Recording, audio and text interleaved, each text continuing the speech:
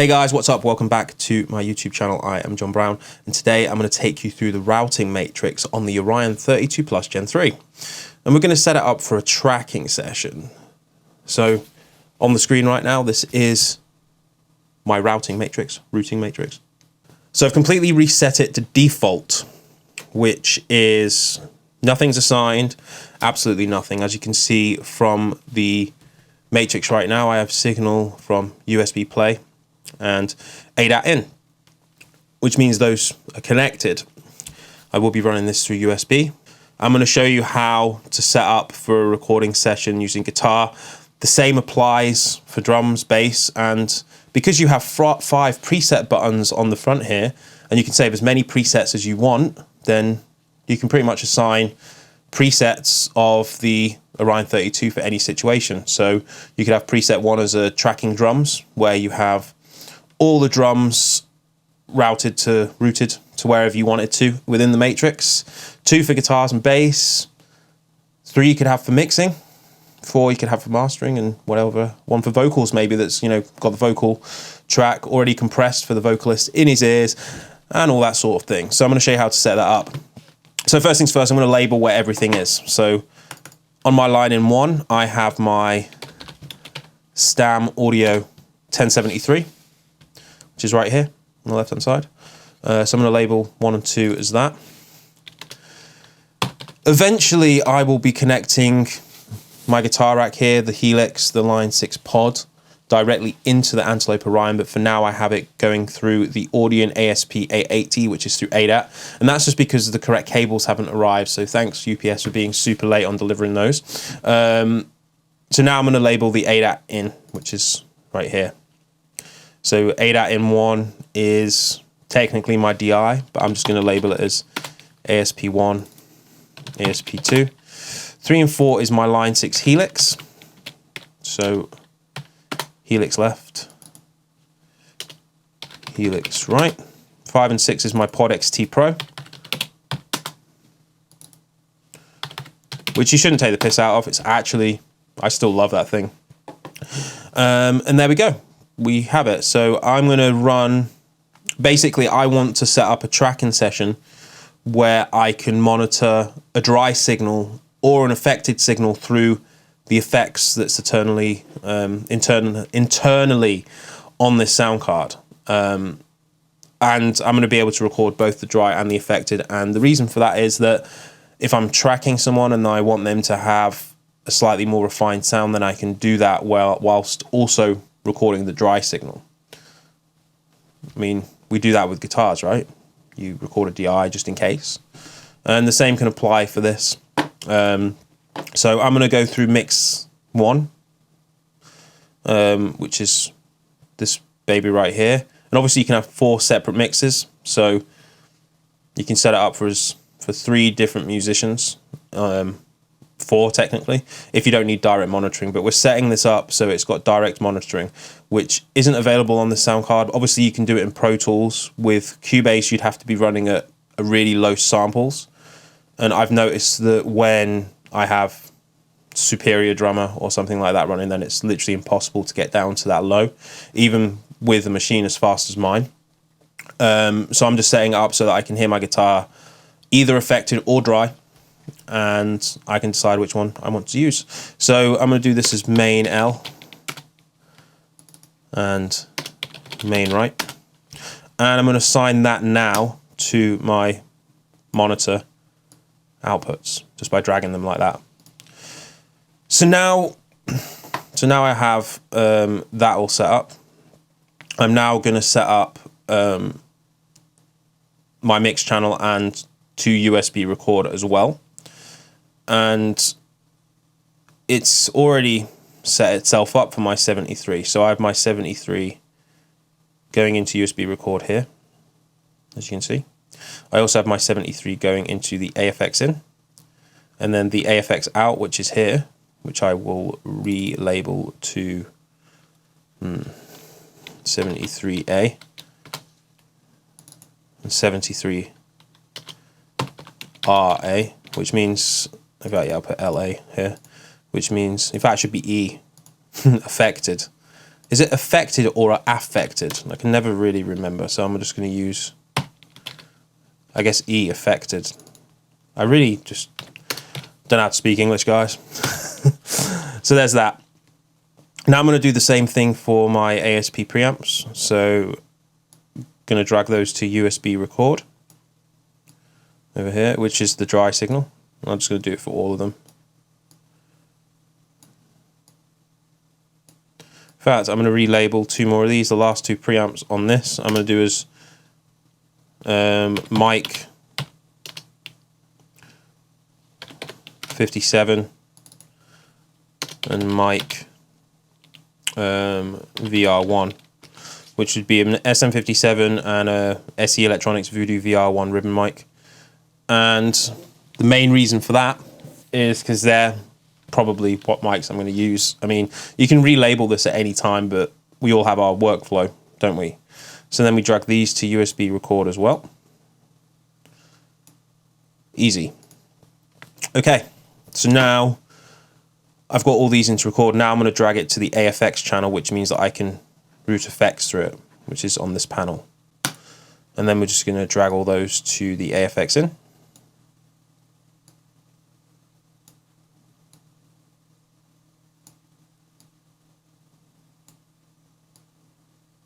Which we have more than enough channels for. So with the AFX in, you get 16 channels, or 8 stereo channels. Huh, that one didn't work. Let's do that again. There we go. So now I have these ones on the AFX channel. Now to rename the next 7, is it? 1, 2, 3, 4, 5, 8, sorry. The next 8 channels, so number 3. So that's ASP1, so ASP1E. ASP2E. HELIX LE. HELIX RE. Pod LE. Pod RE. And then we have, oh wow, no, that's right, yeah, my bad. And then we have mic. I'm just going to do 57E and VR1E. So now we have all of our AFX channels named, all of our ADAT channel names, and our 73 channels named. So now I want to put this into my mix. So in the first instance of 10 channels, I'm going to have it as the unaffected. So I already have my 73s there. So now I'm going to drag my ASPs from the ADAT to the first mix, like so.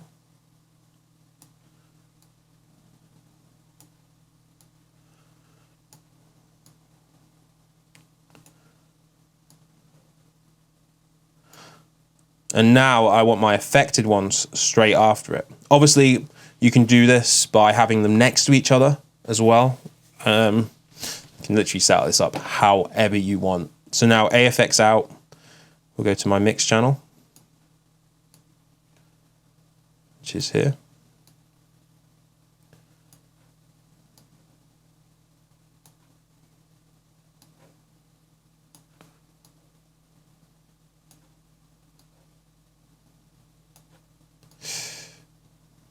It's as easy as drag and dropping it.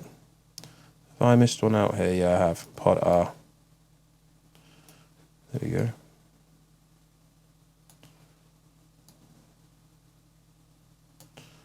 So that's my mix 1 with all of everything that I want. It has dry signal and it has affected signal.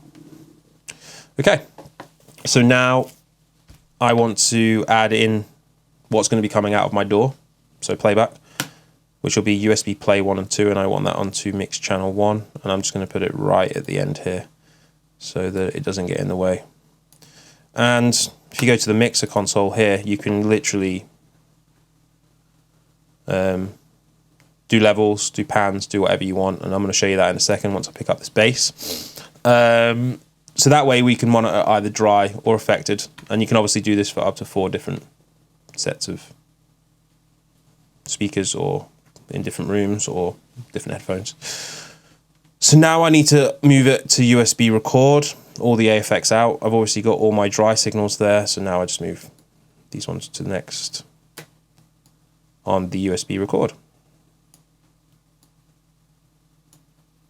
And this same premise works for drums or vocals, whatever. So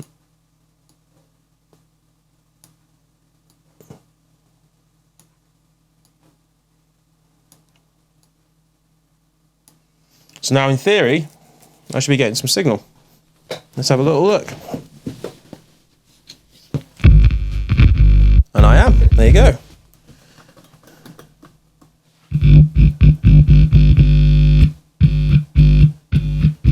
Wonders never cease to amaze me. And just so you can see here on my ADAT in that I'm getting 2 lines of the same thing. In exactly the same places, because I have both ADAT cables connected to this, just in case I want to use it in 96 kilohertz. So it just doubles it. Okay. Now I've done all that, I want to save this preset. I'm going to save it as guitar, which obviously we can overwrite. So guitar bass tracking. Oops. Yeah, I forgot. I can't use slashes in. Guitar and bass tracking. New. We'll save that. There we go. And then I'm going to assign it to preset number 1 on the Antelope Orion by holding down preset number 1 button. There we go. Now it's on preset number 1 and it's saved to the hardware. Obviously, we're going to be playing around with the mixer settings here, so we can have just the affected or just the unaffected. And we're also going to be adding some effects to the different signals. So I'm going to grab my bass now, and then I will show you how you can hear both. Let's mute that. While we're doing that, it would be good just to start with the DI. So obviously we're panned over to the left right now, so let me just sort that out. There we go, there's that pan. Let me just move that to the center. And same with the affected one. Move that to the center. We turn down the dry one for now. And that's our affected signal. Just to make sure.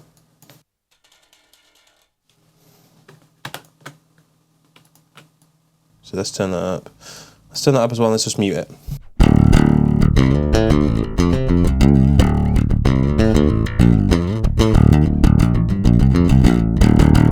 So now this will be going through the effects. And we just have to find which one, and it's number 1, so it'll be this one. Yeah. So let's add in a compressor. Let's see what we got here. So 160 is a good choice. What's this one?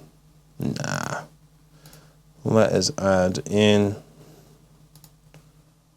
Nope. Let's just add in the 160. Pretty standard compressor.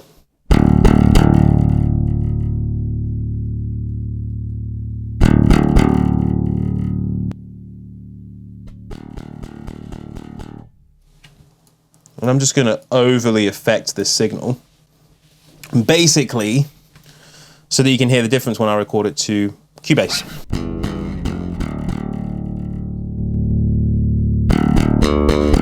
Let's get it the same volume.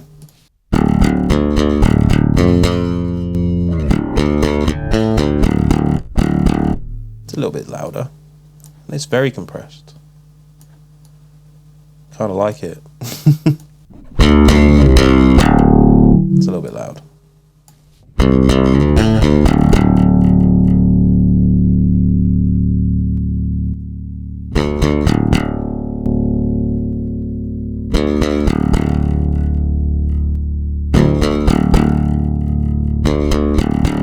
All right, so we got that there. Let's add a little bit of EQ.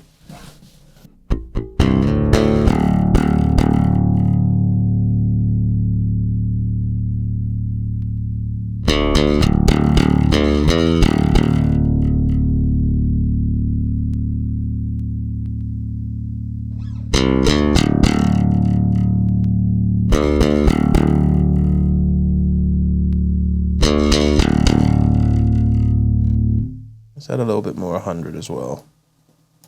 Okay, let's boost it here. 120 will do.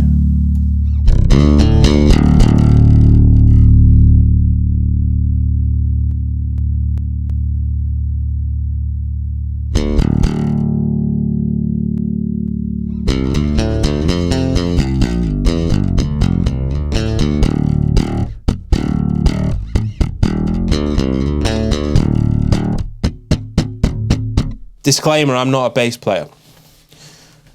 Not a good one anyway. I just play metal bass with a pick, and I know that makes some of you feel sick. Does me too. Anyway, I'm not going to use that EQ. I'm going to use the BAE. So let's try that. Let's turn it off. And obviously, it's really easy to swap the order of this. You literally just drag. You can do that. It's very, very straightforward. So yeah, let's just not use that one either. Where is the right one? I mean, that one will do, I guess.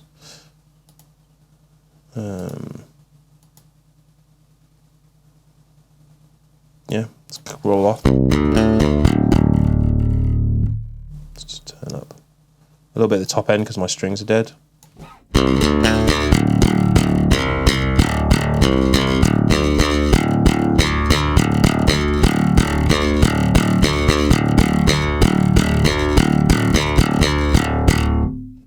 Let's make sure that's the same volume.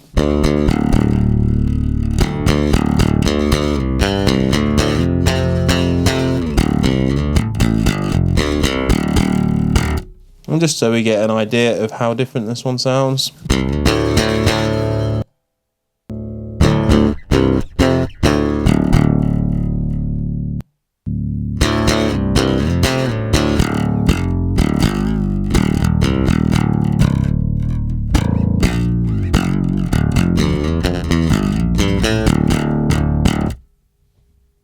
So we've affected our DI, now let's have a play around with the HELIX. And we've got the preset called Obelisk Muscle. I like that. Anyway, so now we have, let me just turn down the DI, which is that. I'm just going to turn off the unaffected one and just have the affected one. Obviously we can stereo link the channels. And here we go. So that's the affected signal, which will be running into right here. And we can stereo link those channels. I'm just going to overly do the compression so that we can hear the difference when I record it to the DAW.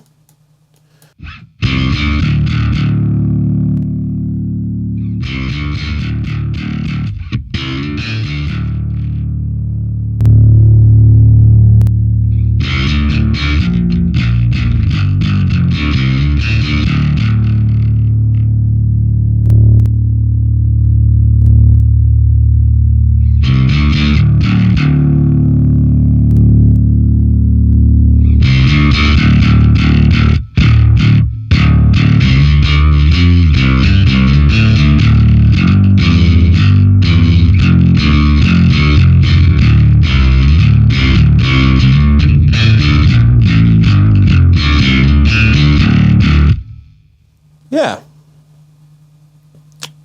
Let's check this quickly, make sure it's still recording. Yep, it is. That's good.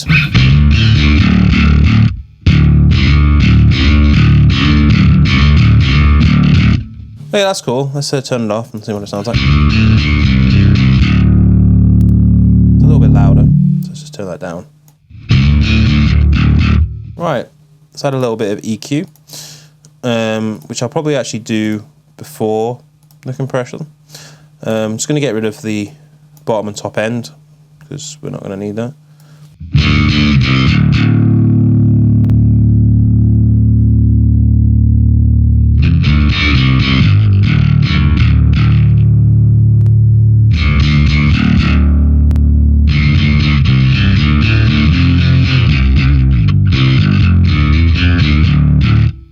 And let's add another EQ just so Not that one.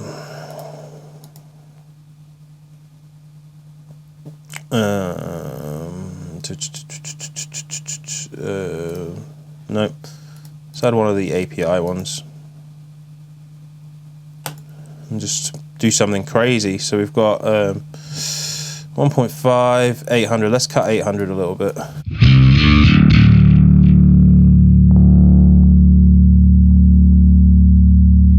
And then what have we got here? 400.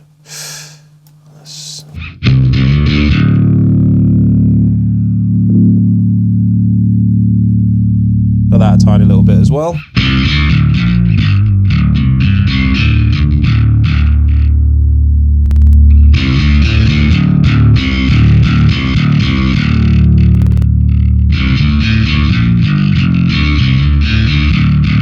Potentially cut a little bit too much high end, so then we'll just put that back in.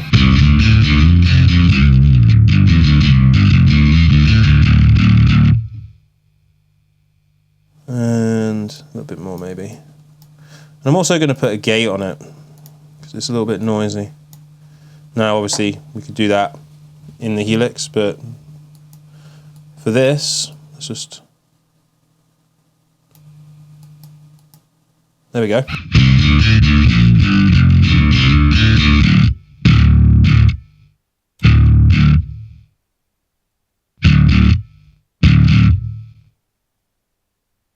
And then, not hold.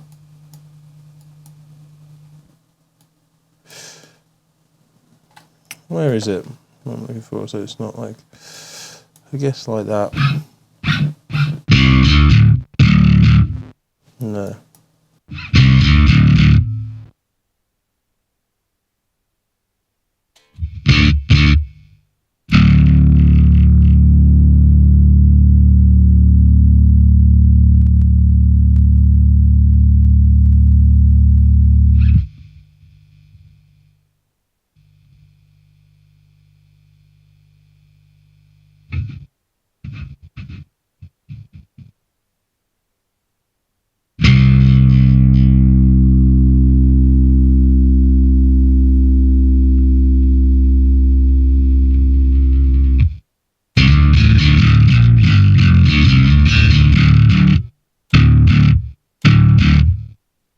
Missing a little bit of the attack.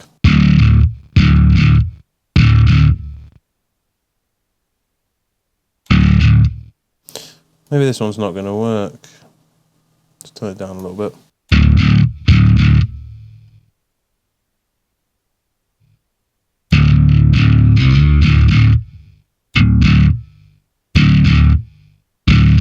That's better. Just doing this as an example, it's not really what I would do. I'd just do the gate in the Helix or even record the bass through a real amp. Anyway, so now I'm just going to save that. So we've got that all set. So now I'm going to open up Cubase and just record a little bit in.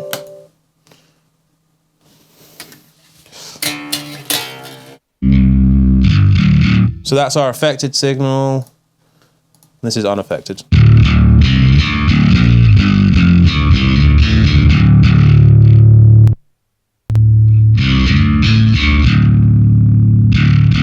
And the affected one's a little bit quieter. So I'm just going to turn up the last bit of gain. Oh, I'll just do it on here. There we go. Let's have a look at our mixer.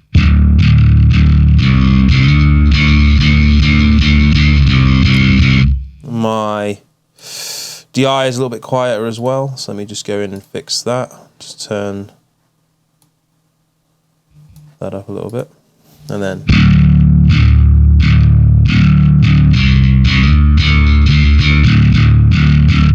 easy. So anyway, got Cubase open here. Let's just do it in that. So now just to set up some tracks for all this.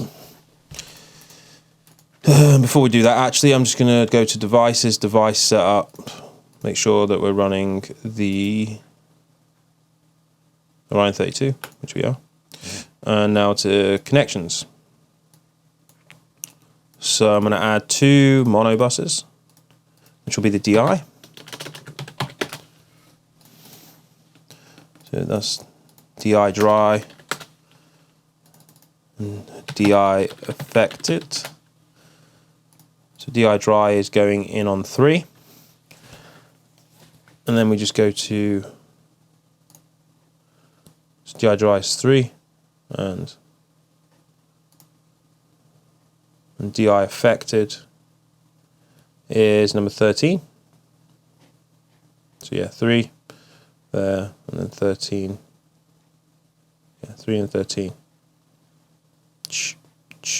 You'll get used to this. Obviously, once you've got your own system set up how you want it, then you'll know exactly, whoops, in 13.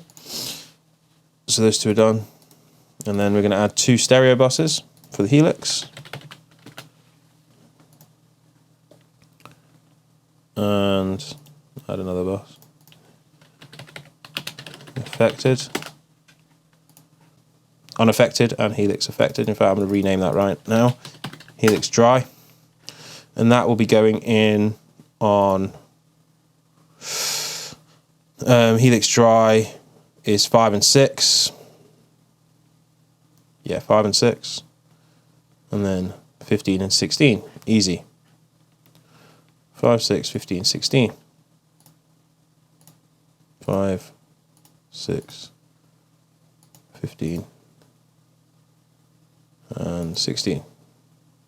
There we go. Let's add our tracks here, 2 mono tracks, DI. And obviously once you've set this up once and you've got your project, it's done with your workflow. You can just open up the project depending on what you want. Add 2 stereo, Helix, and then, oops, another audio track, Helix affected. And then all we need to do is assign, so DI dry, DI affected, Helix dry, Helix affected, and then just record a little bit in.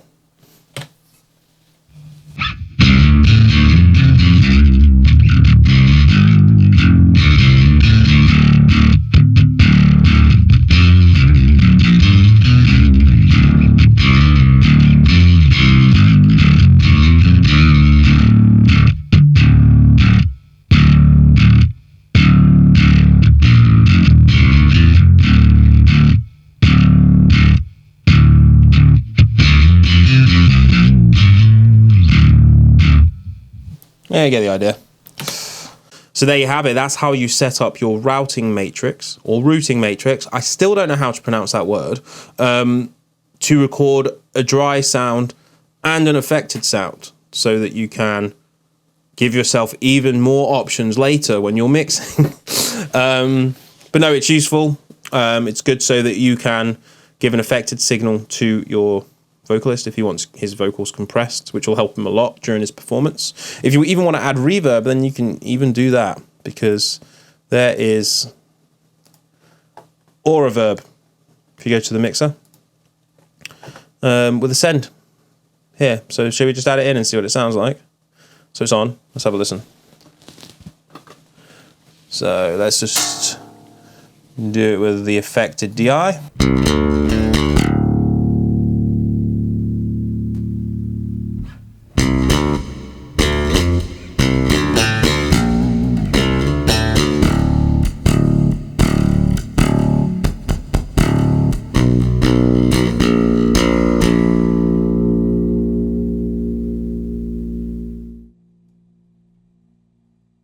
I haven't played around with this yet, so I don't actually know how to work this.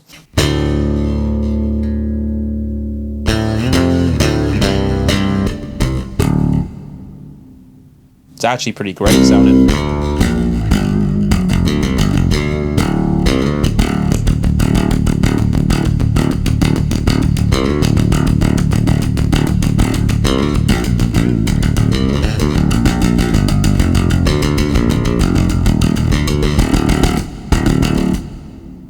Alright, yeah, you get the idea. So you can send